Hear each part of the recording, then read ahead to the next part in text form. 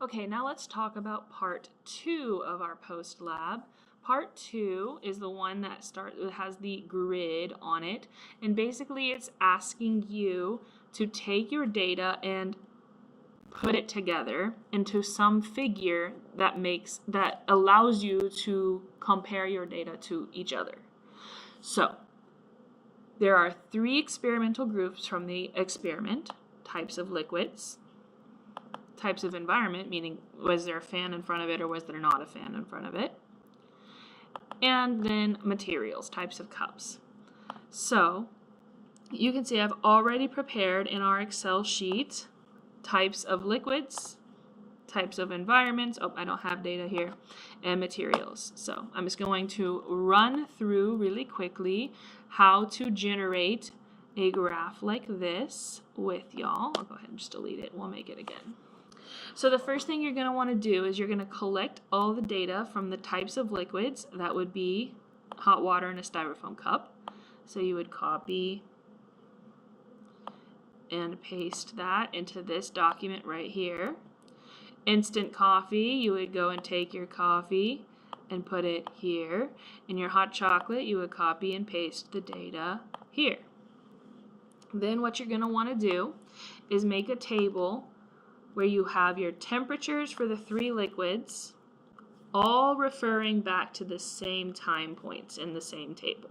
Okay, so you're going to copy paste the time points from one of your 3 data points, and then you'll copy paste the data for temperature into, copy, paste into that chart. From there, you will delete anything that's crossed out. And then when you highlight this, it will let you insert a chart. And you're going to have to help it out a little bit because once again, it does not know at all how to organize this data for you. So you're going to go to Setup, scroll up, hit the chart type, and get it to Scatter Chart. Once again, my Excel or my Google Sheets did not know that the x-axis was supposed to be time, so we're going to tell it the x-axis should be time, and we're going to take time off of the graph. From there, we're going to go to Customize, Chart and Axis Titles, starting by changing the chart title to something that makes a little more sense to us, such as Types of Liquids. We're going to change the horizontal axis title. Remember, that's the x-axis. Oh, it's already suggesting I do time with minutes, so we're going to do that. Temperature in Celsius. Go down to series.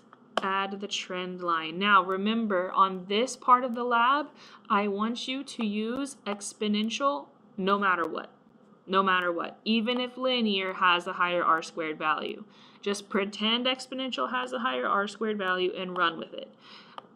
Basically, that is to make sure that you're calculating things that make sense.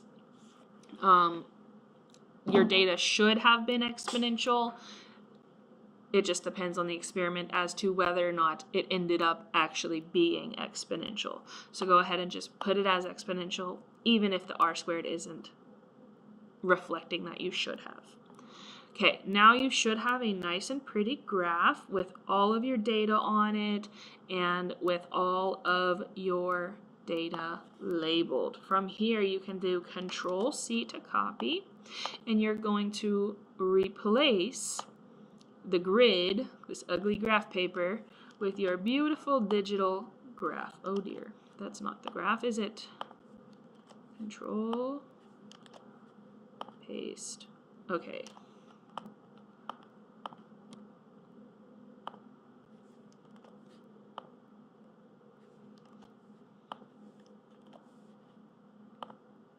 There we go.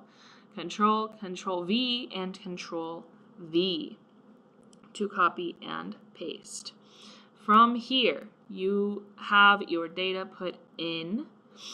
Now, notice The instructions say answer the questions thoroughly, use complete sentences and correct grammar.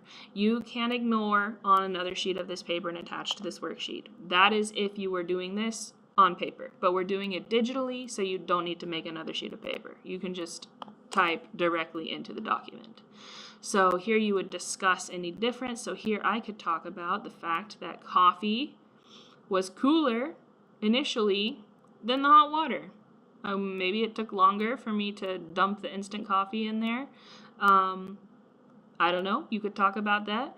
You could talk about the fact that hot water has this data point that's really, really low. You could talk about the fact that it looks like hot chocolate was cooling off slower than everything else. You could talk about a number of things. You just talk about it, and then you'd say why you think that happened. For question 2, you're going to write the equations of best fit, and then you're going to talk about why exponential is a better model than, for example, a quadratic or a linear model. Why would you pick an exponential for this?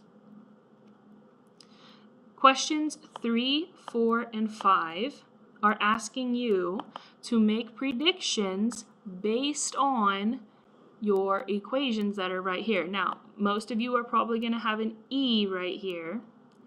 That is the number E, not a variable, okay? It's like 2.7, I believe. If you type E into your calculator, it will give you a value, 2.7, and it's an ongoing digit, just like, or it's an ongoing decimal, just like pi. So don't be confused by that.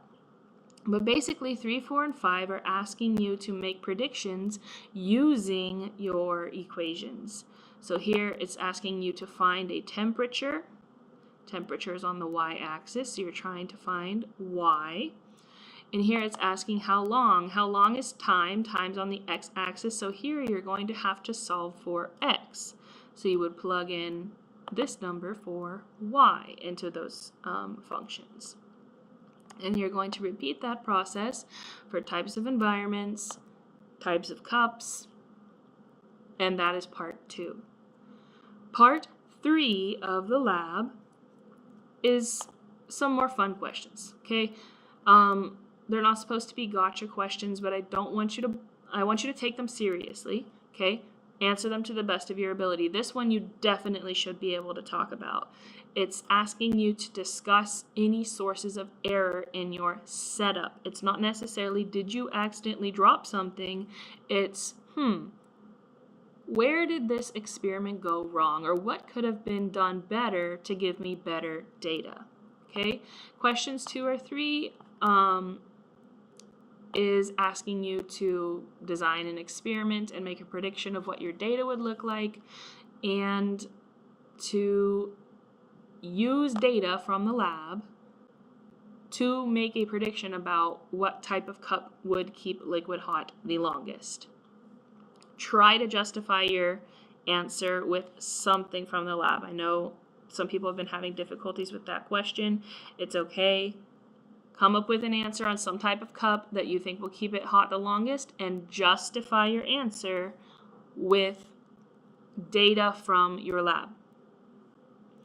And good luck, everyone. Remember, this is due on the 17th, Friday, April 17th.